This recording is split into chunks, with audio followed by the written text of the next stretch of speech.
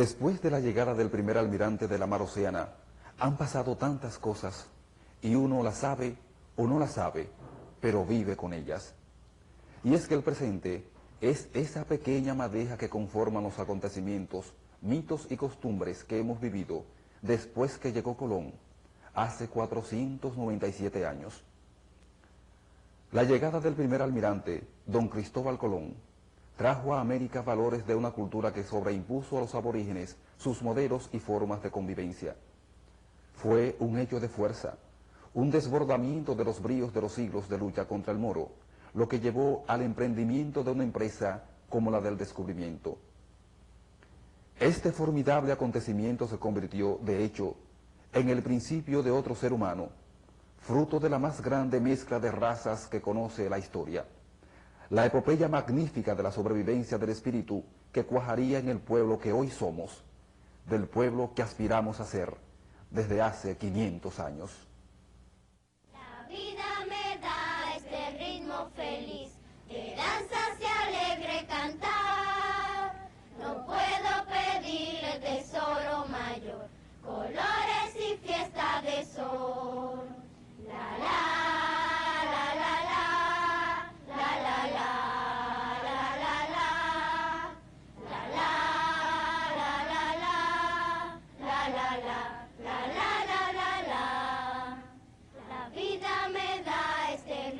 Feliz, de danza se alegre cantar. No puedo pedirle tesoro mayor, colores y fiesta de sol. La la la la la la la la la la la la la la la la la. La vida me da este ritmo feliz, de danza se alegre cantar. No puedo pedirle tesoro mayor, colores y fiesta de sol. La la la la la la la la la la la la la la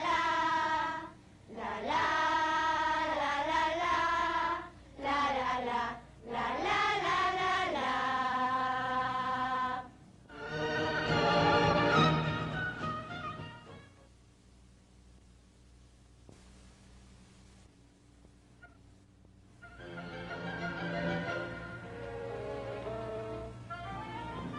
La ciudad de la Nueva Isabela, que realmente nunca tuvo ese nombre, puesto que fue un nombre que las casas mencionó en sus trabajos, pero que nunca se aplicó a la ciudad, fue fundada en la margen oriental del río Sama en 1498, en agosto posiblemente, con parte de la población de la Isabela en Puerto Plata. Esta ciudad, pues, es una ciudad de las más antiguas de América y es la primera fundación de la ciudad de Santo Domingo. La ciudad fue escogido, el sitio fue escogido por Bartolomé Colón en una ensenada que se llamó Playa del Retiro, hoy desaparecida. Y la ciudad se fundó mirando hacia el río Sama, con pequeños fortines a su pie y fuentes de agua que la circundaban y que protegían a los habitantes. La zona era una zona de manglares, o sea, de plantas de mangle, muy rica en fauna, muy rica en pesca, muy rica en recolección de mariscos, que han sido encontrados en las excavaciones arqueológicas, fundamentalmente en el foso de la fortaleza que estamos restaurando en este momento. La ciudad de Santo Domingo fue fundada con la idea de explotar el oro que había en la zona del río Jaina, y a la misma llegó Bartolomé Colón con sus españoles y se asentó en ella, logrando una agricultura a base de indígenas que cultivaban para él alrededor de unas 5.000 tareas de tierra actuales.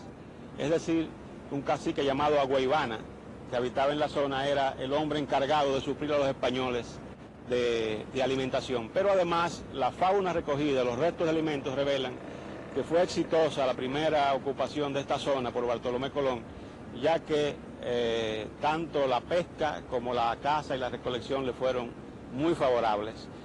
En 1498 lo primero que hizo Bartolomé Colón fue hacer una fortaleza con muro de tapias, según señala la crónica. Una fortaleza de con muro de tapiería. Y esa fortaleza desde luego tenía un centro principal que era el Torreón. Ese Torreón era desconocido hasta hace poco. Cuando se hicieron las excavaciones aquí, encontramos pues lo único que queda, digamos, es muy claramente de la fortaleza, que es el foso de la misma. Ese foso fue construido posiblemente por indígenas, ya que los materiales que sirven para construirlo son barro fundamentalmente, que se usa en el repello del mismo, y materiales machacados como ladrillos antiguos, etcétera, y cal en algunas ocasiones. Nosotros estamos contestes en que la fortaleza, como señaló Las Casas, estaba al borde del barranco del río, dice él. Y este es realmente el borde del barranco del río. No estaba encima del barranco, sino al borde. Es interesante porque lo que se hizo fue excavar la roca de manera circular para lograr un hueco, el cual se repelló en forma circular también y se profundizó para darle dos pisos. Un piso abajo que podía ser piso para cárcel con una anilla para ser cubierto por otro piso a su vez, que sería un piso para los soldados de Miguel Díaz, que en esa época era el jefe de esta fortaleza, ¿no? Estamos hablando de 1498 a 1500. Aquí, en esta fortaleza, posiblemente fue donde estuvo el prisionero Cristóbal Colón. El padre Las Casas señala, muy claramente en su Historia de Indias, que Bartolomé Colón acostumbraba a hacer unos fosos profundos para colocar los prisioneros. Dice él que oyó de ese foso, y ese foso pues es este que tenemos aquí, bastante grande, a casi 4 metros y medio de diámetro, una habitación redonda grande que va disminuyendo en forma de huevo hacia abajo hasta ser muy pequeña debajo. La anilla señala el piso original, tiene una pequeña abertura para entrada de aire donde había piso también y escalinatas hacia el río. Es interesante señalar que cuando Colón estuvo prisionero, la crónica habla, el propio Las Casas, de que fue sacado de la fortaleza hacia el barco, donde estaba ya Bartolomé Colón prisionero. Es decir, la información del padre Las Casas es fundamental para corroborar que este es el foso donde estuvieron los enemigos de Colón presos, los que se levantaron junto con Roldán, que iban a ser ejecutados por Bartolomé Colón cuando en 1500 llega a la isla Bobadilla con las cartas, se puede decir que de destitución o de neutralización de los colones. Y por lo tanto Bobadilla entra a esta fortaleza, libera a los presos que iban a ser ahorcados y toma posesión de ella. Tenemos evidencias arqueológicas muy importantes desde abajo arriba en este foso, porque tenemos alfarería española temprana en la parte de abajo, en la parte de la anilla. Tenemos también alfarería indígena, bastante, que revela que aquí hubo pues, una actividad muy temprana de españoles e indios, y que este es realmente lo que queda de la famosa fortaleza de Tapias que hiciera Bartolomé Colón en 1498. Es estratégicamente situada, a su izquierda, abajo en la orilla de arriba, hay un pequeño fortín tallado en la roca también, que cuidaba la entrada a la fortaleza por la parte del río. De modo que este es un monumento histórico de mucha importancia, es un monumento histórico que realmente es un patrimonio de la humanidad, ya que aquí, en esta cárcel, se dirimieron muchos de los problemas iniciales de la colonización inicial en América. No te vayas a la mar, a la mar. No te vayas que me puedes olvidar, olvidar. No te vayas y me dejes, que yo sin ti no viviré. No temas, amada mía, no temas que volveré. Mas cuando baje del puerto, amada mía, te escribiré. No te vayas a la mar, no te vayas que me puedes olvidar, olvidar. No te vayas y me dejes, que yo sin ti no viviré.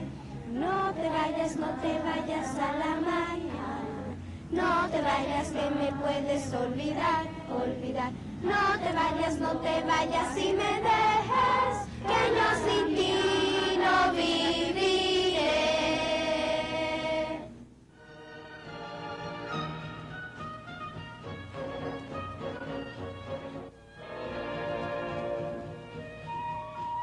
el libro República Dominicana, Monumentos Históricos y Arqueológicos del arquitecto Eugenio Pérez Montaz, director del Museo de las Casas Reales y primer vicepresidente de la Comisión del Quinto Centenario, editado por el Instituto Panamericano de Geografía e Historia, organismo especializado de la Organización de Estados Americanos, OEA, está siendo distribuido a los interesados por la Sociedad Dominicana de Bibliógrafos.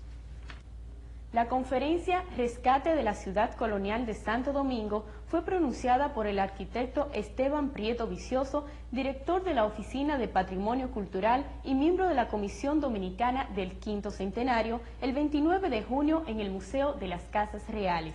La disertación formó parte del denominado Ciclo Permanente para Guías Turístico 1989, con el propósito de explicar la índole de los trabajos que se realizan en el país, así como los proyectos que serán próximamente ejecutados con miras a las celebraciones de 1992. En la primera parte de su exposición, cuyo aspecto central estuvo dedicado a la conservación de casas coloniales y ambientales efectuados a partir de 1986, Prieto Vicioso hizo un breve recuento histórico de los trabajos de restauración realizados en el país. La exposición García, Espino y Monumentos Coloniales está siendo exhibida en la ciudad de Neiva, provincia de Bauruco, como parte del programa de visitas a las provincias que auspicia la Comisión Dominicana del Quinto Centenario. La exposición pictórica, que se extenderá hasta el 18 de julio, está constituida por cuadros de los principales monumentos de la colonia, así como por las edificaciones más representativas de su arquitectura civil y militar. El programa de visitas a las provincias está bajo la coordinación general del Centro Audiovisual Histórico-Cultural del Museo Nacional de Historia y Geografía. La exposición pictórica Quinto Centenario del artista Silvano Lora fue inaugurada el 6 de julio a las 8 pasado meridiano en el Museo de las Casas Reales. La misma cuenta con los auspicios de la citada institución, así como de la Comisión Dominicana del Quinto Centenario. La muestra presenta un recuento del acontecer histórico de Santo Domingo desde la época de los taínos hasta nuestros días. Está constituida por 25 obras divididas en 5 etapas o períodos históricos. La primera etapa, titulada Presencia taína y premonición. La segunda etapa, Encuentro y violencia, así como otros cuadros como Altar Mayor, Revolución Francesa y Luces y Sombra de la Ciudad Primada. La actividad forma parte de los preparativos que se realizan para la celebración del Quinto Centenario, cuya efeméride habrá de conmemorarse en 1992. Les invitamos cordialmente a que escuchen dentro de la programación de Noticiempre Cristal el programa 500 años de historia todos los domingos de 8 a 9 de la mañana, de 3 a 4 de la tarde y de 7 a 8 de la noche, a través de las frecuencias de Radio Cristal en los 570 AM. El programa 500 años de historia es una producción de José Enrique Trinidad para la Comisión del Quinto Centenario. Hasta aquí nuestras informaciones. Estuvo con ustedes Doris Ramírez.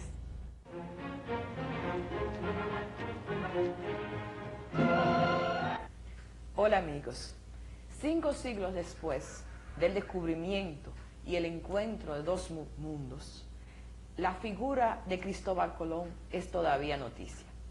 En 500 años de historia iniciaremos con el historiador José Checheco, director de la Comisión Dominicana del Quinto Centenario, una encuesta nacional sobre el personaje del almirante Cristóbal Colón, su mito y su realidad.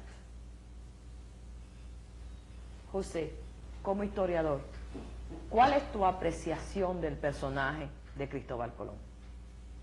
Bueno, para mí Cristóbal Colón fue un hombre extraordinario, a quien yo le tengo una gran admiración por el papel trascendental que le tocó desempeñar en la historia de la humanidad.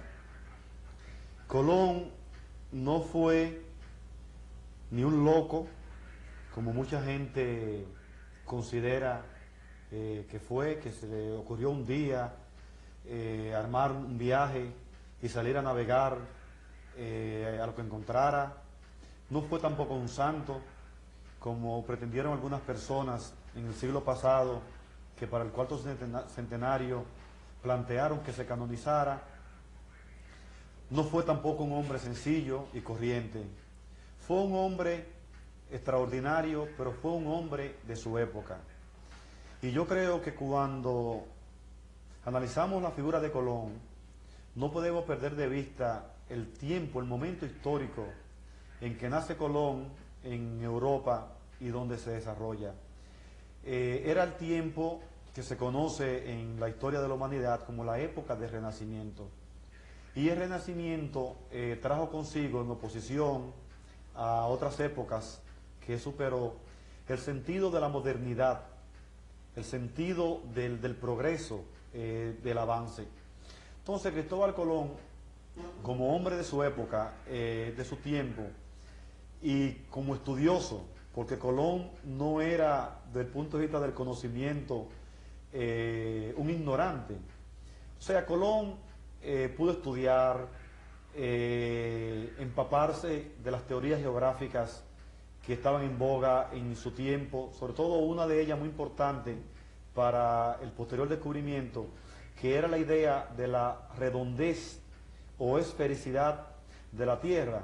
Muy importante porque si la Tierra es redonda, como en realidad lo es, no tan esférica, porque sabemos ya hoy día, por los modernos conocimientos científicos, que la Tierra tiene como un achatamiento en los polos, o sea que no es totalmente redonda, pero bueno, es redonda, para utilizar un término llano y que la gente no pueda entender. Lógicamente la tesis que planteaba Colón y mucha gente en su tiempo era factible, porque si se navegaba hacia el occidente se podía llegar a la Tierra que se quería llegar. Pero además también Colón, aparte de eso, fue el resultado o el beneficiario de necesidades comerciales, sobre todo, que existían en esa época, y de muchas realidades coyunturales del momento. De manera que yo siempre he dicho que si Colón no hubiese sido la persona a quien España contrató, porque Colón fue el responsable, pero la empresa del descubrimiento no es mérito de Colón, sino es mérito de España, porque fue España quien financió la empresa del descubrimiento. Si no hubiese sido Colón, hubiese sido otra persona llamada X, porque el descubrimiento, a pesar de todo el aporte personal de Colón, fue un hecho histórico, producto de necesidades comerciales, de ideas científicas, geográficas, de avances técnicos de la navegación que había en ese momento, y de un país que fue España que se embarcó en esa empresa. Pero José, tú me has hablado de la obra de Colón. Yo quisiera que tú me hicieras una apreciación como historiador, conocedor de esa epopeya del descubrimiento, encuentro de dos mundos, conocedor del personaje, el personaje histórico de Colón. ¿Cómo tú lo percibes? Bueno, el personaje de Colón lo percibo como un personaje no conflictivo, sería la palabra, sino un personaje muy sui generis, porque lógicamente Colón sufrió mucho, porque cuando estaba en búsqueda de financiamiento para realizar su sueño, no fue afortunado desde un primer momento, tuvo que padecer mucho. Por ejemplo, después todo el periodo que duró Colón en España, que si los reyes lo atendían, que si no lo atendían, lo tenían como una bola de ping-pong, de un sitio para acá, mucha gente no le hacía caso, pero también después fue afortunado, porque el hecho de que fuera él y no otro, no un navegante portugués, por ejemplo, que eran los mejores de la época, y que tenían escuelas, exacto, de toda la escuela portuguesa de navegación, de don Enrique el Navegante, que era la mejor. El hecho de que le tocara a él la fortuna de descubrir el nuevo mundo y lo que eso significó, fue un ser sumamente afortunado y más que privilegiado. Como decía Las Casas, que la providencia lo había elegido.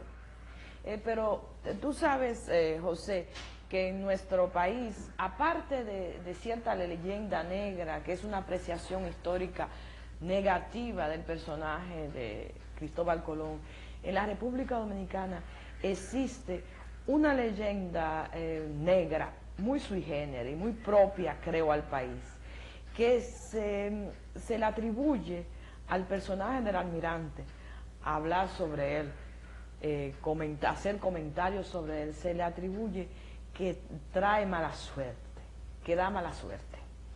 ¿Qué tienes tú que da fucú, como decimos los dominicanos? Y mucha gente, cuando se menciona el nombre de Colón, dan dos golpes en una mesa. Sí. Fíjate, Lil, yo creo que en primer lugar el asunto del Foucault aquí hay que ubicarlo en el tiempo. O sea, la gente no debe creer, porque es falso, que el problema del Foucault, o la creencia, cuya explicación, mi humilde explicación, te la voy a dar a continuación. La gente cree que el problema del Foucault aquí ha existido siempre. No, el problema del Foucault aquí en el país es un problema de la década del 40. O sea, uno analiza a todos los escritores dominicanos, no desde la colonia ya, lo del siglo pasado, lo del principio de este siglo, y esos escritores no transmitieron lo que pudiese llamar Foucault. Además que aquí se ha puesto ahora mucho de moda, después de la publicación del libro de Stuchenko, que se llama Foucault, que si uno analiza el libro a grandes rasgos y en sentido general, no tiene nada que ver con el Foucault. Es un problema tangencial que se le puso el nombre, yo diría que como un asunto publicitario del libro. Mira, el problema del Foucault arranca de la década del 40 y es un fenómeno en el país, en mi manera de ver, estrictamente capitaleño, porque eso no existe ni en el Cibao, ni en el sur, ni en el este.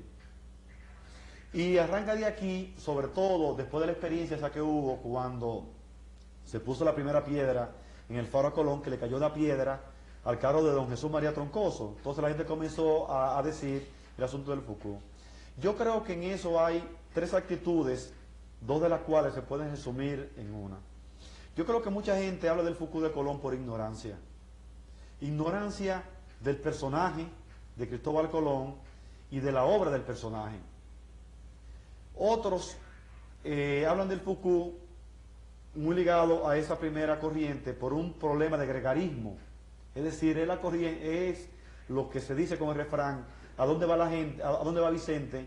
¿A dónde va la gente? O sea, la gente habla de Foucault porque oyen al otro y Foucault, pero si tú le preguntas cuál es el fundamento de eso, te dice, yo no sé, Foucault, porque lo dice la gente, pero no tienen una explicación a esa creencia. Pero eso se basa en ciertos hechos desafortunados que históricamente que han ocurrido, no solo ese asunto. Pero debieran ver los afortunados, que en la balanza pesan más, porque el del descubrimiento en sí ya, ese es un hecho de tanta trascendencia, que en la balanza todos los demás no pesan más, más que eso. Pero volviendo al tema del Foucault, que es lo que te quiero decir, es un problema que aquí han tratado de utilizar los ciertos sectores intelectuales que quisieran que la gente tuviese una percepción de la realidad y de los hechos históricos dentro de lo mágico religioso. O sea, que la gente no vea el fenómeno histórico y los personajes con un sentido racional, objetivo de lo que pasó, sino que se mantenga en la nebulosa. Por ejemplo, para mucha gente prefieren que si aquí viene ahora mismo una catástrofe o si hay una situación de penuria, preferirían que la gente encontrara una justificación de eso en el Foucault de Colón. Ah, no, ¿por qué eso? Por el Foucault, por la mala suerte. No, yo creo que para mí es más importante que la gente le busque la explicación racional de esos fenómenos y no mantenerlo en cierto sentido dentro de una actitud oscurantista, alienante. Utilizarían otras personas el término. Y a mucha gente le conviene que ciertas personas, ciertos sectores, la gran población, sigan pensando desde ese punto de vista. Yo no. Yo creo que la gente debe avanzar y mientras más racional sea la intelección de los fenómenos de la realidad y los fenómenos personales es mucho mejor. Amigos, la próxima semana continuaremos la entrevista nacional sobre el personaje del almirante Cristóbal Colón, realidad y mito. Hoy día conversamos con el licenciado José Checheco, historiador, director de la Oficina Administrativa de la Comisión Dominicana del Quinto Centenario. Hasta la próxima. La Catedral de Santo Domingo, erigida en 1511 por el Papa Julio II, es obra de Alonso Rodríguez, quien la empezó a construir hacia 1520 y la concluyó hacia el 1540. 6 años después, en 1546, Paulo III la erigió en Catedral Metropolitana y en Primada de las Indias. El más antiguo de los templos de la cristiandad en América es sometido hoy a un intenso y cuidadoso trabajo de restauración y reforzamiento de su estructura, con motivo de ser proyectada como eje cultural del quinto centenario del descubrimiento y evangelización de América. La Comisión Dominicana del Quinto Centenario está invitando a la puesta en circulación del libro Papeles del Padre Fuertes, de José Luis Sáez. Será en la Academia de Ciencias de la República Dominicana el miércoles a las 8 de la noche. Un proyecto de turismo educativo que dará a conocer los lugares de mayor relevancia histórica de nuestro país será puesto en ejecución próximamente por la agencia de viaje Sembratur. Se llama Eduturismo 92. También la Comisión Dominicana Permanente tiene un aviso especial de interés para los jóvenes de 16 y 17 años. Se trata del proyecto Aventura 92. Se informa al público en general que la Comisión Nacional Española para la celebración del quinto centenario ha delegado en esta comisión la selección de los jóvenes nacidos en los años 72 y 73 para participar en el programa Aventura 92. La comisión invita también a las personas interesadas en participar en la tercera gran jornada de actividades del quinto centenario, octubre 89, que pueden dirigirse a esta con sus propuestas hasta el 31 de julio. Se recibirán las propuestas dirigidas a la tercera gran jornada de actividades conmemorativas del quinto centenario. Y por último, se avisa que todavía hay posibilidad de participar en el primer gran concurso estudiantil Grandes Figuras de la Evangelización de América. Los interesados pueden dirigirse a las oficinas de la Comisión Dominicana del Quinto Centenario.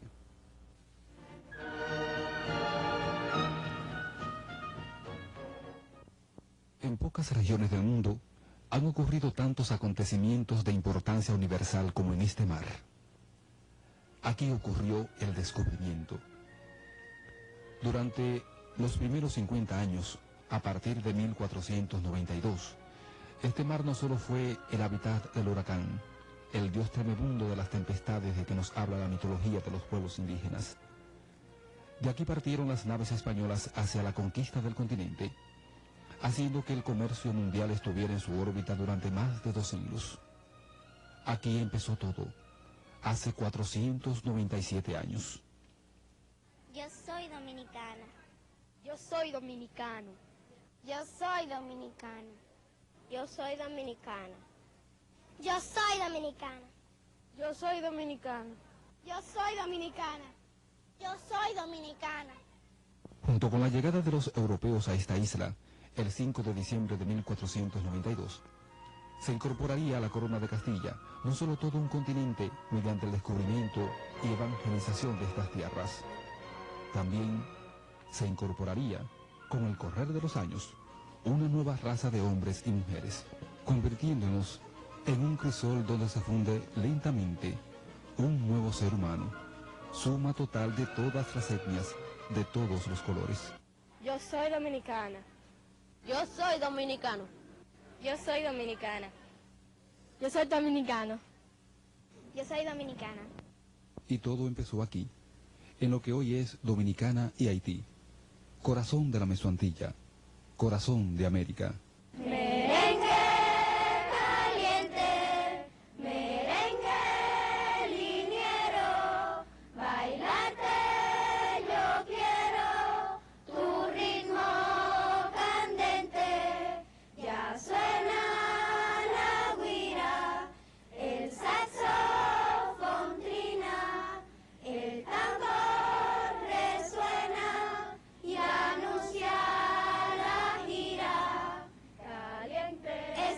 tropical, inspiración.